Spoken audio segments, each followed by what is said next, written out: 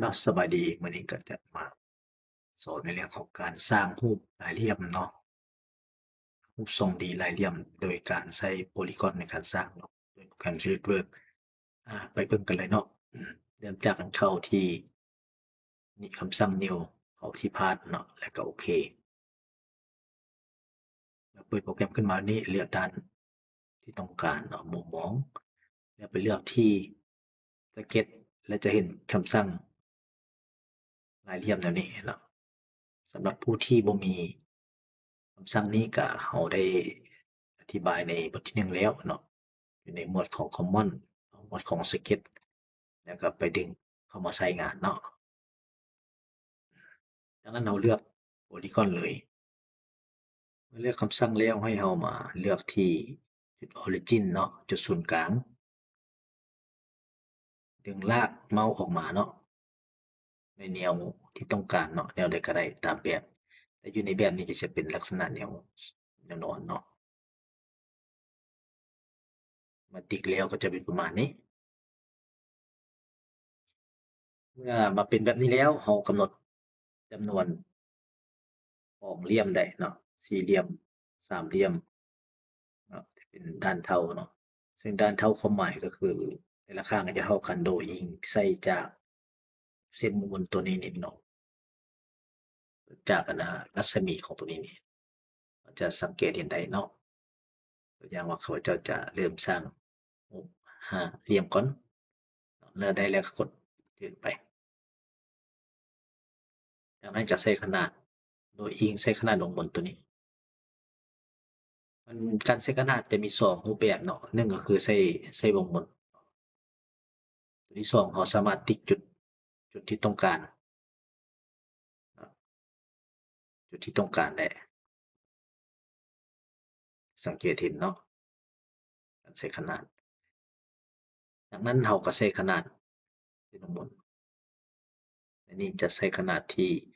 120120ต่อไปใช้คำสั่งเดิมจากนั้นเรามาใช้คำสั่งเดิมเมาส์นี่ไปลากจุดศูนย์กลางนี้เส้นเดียวกัน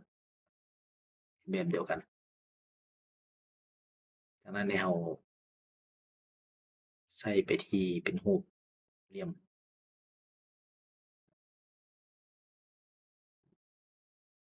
ใส่ขนาดทีเดียวก็ได้เนาะครั้งสุดท้ายก็ได้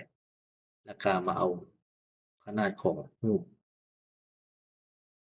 อีกมาหนึ่งติ๊กใส่แล้วเอาเหลี่ยมประมาณนี้อันนั้นก็ใส่ขนาดใส่ Smart Dimension เนาะเลือกขนาดระยะห่างด้านลุ่มระหว่างสองห้าเหลี่ยมของหกเหลี่ยมเนาะเขาอยู่ที่ประมาณ200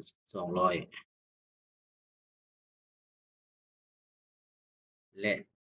จุดเซนเตอร์ห่างจุดเซนเตอร์ด้านเทิงนี่300แล้วก็เอาครึ่งหนึ่งระหว่างตัววงบนตัวนี้เนาะเซนเตอร์นี่กับตัวนี้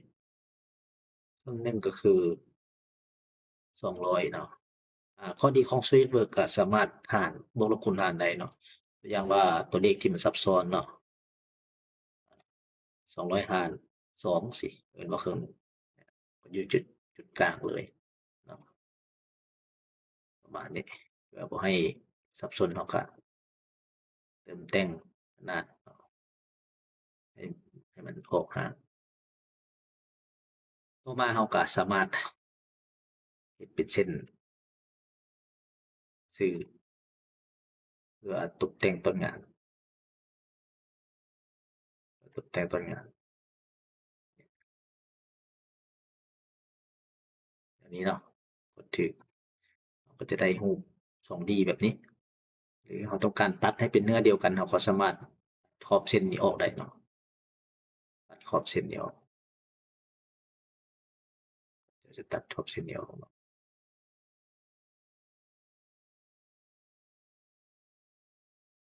เพื่อว่าให้เนื้อมันเป็นอันเดียวกัน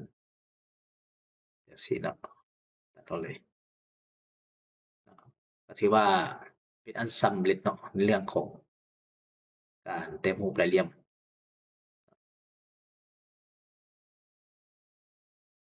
ลองไปประยุกต์ใช้ดูเนาะ